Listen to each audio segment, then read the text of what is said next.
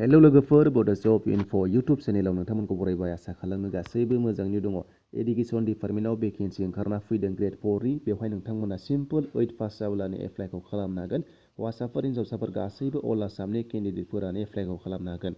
लोगोफोर आं दासान्दि भिडिअ खालामनो हायाखैमोन मानो होनोब्ला आं एसे गगा मोनगासिनो दङ, बेनिखायनो नोंथांमोनाहाय भइसखौ एसे आलादा खोनागोन। आसा खालाम नोंथांमोना मोजां मोनोबा लास्टआव लाइक खालामगोन।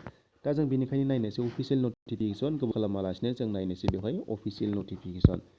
नैबे जाबाय लोगोफोर अफिसियेल नटिफिकेसन आरो बे भेकेन्सिया फैदोंमोन मंगलदै सार्कोलनिफ्राय इरिगेशन डिपार्टमेन्टनिफ्राय।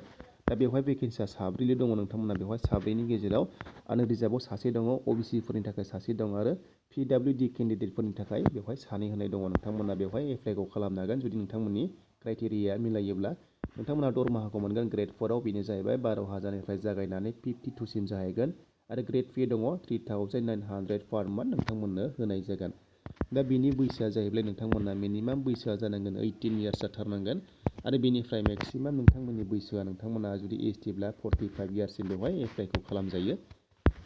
दा बिनि क्वालिफिकेसना बेवहाय बिनाय दङ सिम्पल 8 पासफोरानो बेवहाय एप्लाइखौ खालामनो हागोन आरो लोगोसे नोंथांमोना 10 पास 12 पास जादोंब्लाबो बेवहाय एप्लाइखौ खालामजागोन आरो बिनि एप्लाइ खालामनायनि लिंकखौ आं नोंथांमोननो होबाय डिसक्रिपसनाव थांनानै चेक खालामबानो जाबाय। दा बेनि एप्लाइआ सोलिगासिनो दङ आरो बिनि एप्लाइनि लास्ट डेटखौ नोंथांमोननो बेवहाय खिन्थाखानोसै। बिनि एप्लाइनि लास्ट डेटआ जाहैबाय मार्चनि 5सिम सोलिगोन। नोंथांमोना मार्चनि 5सिम अनलाइन एप्लाइखौ खालामबाय थानो हागोन आरो एग्जामा रिटेन एग्जाम जागोन। दा एग्जामा बबेयाव जागोन बेखौ बुंनो हाथ'वा, नोंथांमोना बेखौ एडमिट कार्डआवसो मिन्थिगोन आरो बिनि एग्जामा गासैखौबो लानानै 100 मार्क्सनि एग्जाम जागोन होनना बुंदों बेवहाय नोंथांमोना नुनो मोन्दों।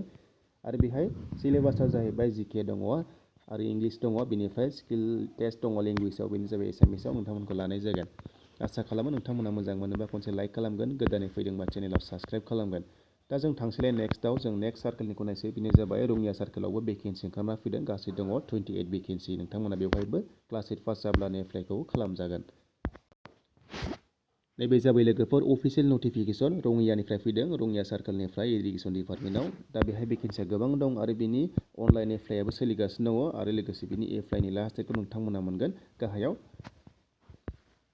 दा जों नायनोसै बिनि गेजेराव जों बेवहाय रिजार्भेसन होनाय नुनो मोन्दों। नोंथांमोना बेवहाय नायदो एसटिपिफोरनि थाखायबो पस्टआ होनाय दङ 3 दङ भेकेन्सिया। दा गासैखौबो लानानै 28 भेकेन्सि दङ, जेरै पिअनाव दङ 7 दङ बा सुकिदाराव, बेनिफ्राय खालासियाव दङ 6 आरो नैबे एपिपिअआव दङ 17। दा गासैखौबो लानानै बेवहाय नोंथांमोनाहाय भेकेन्सिखौ मोन्दों 28।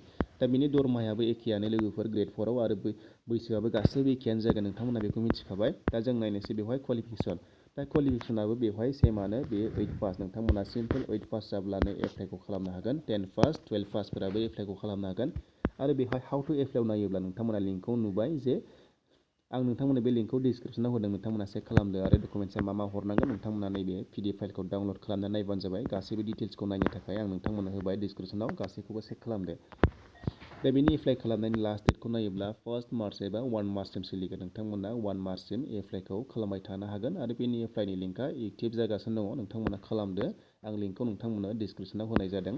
दा बेनि रिटेन एग्जामाबो गासैखौबो लानानै 100नि एग्जाम जागोन। दा बेनि गेजेराव सिलेबासा जाहैबाय जिके दङ, इंलिस दङ, बेहाय मेथ्स होनाय जादों लोगोफोर 25 मार्क्सनि। नोंथांमोना बेहाय नोंथांमोना इन्टारेस्टेड दङब्ला एप्लाइखौ खालामजागोन।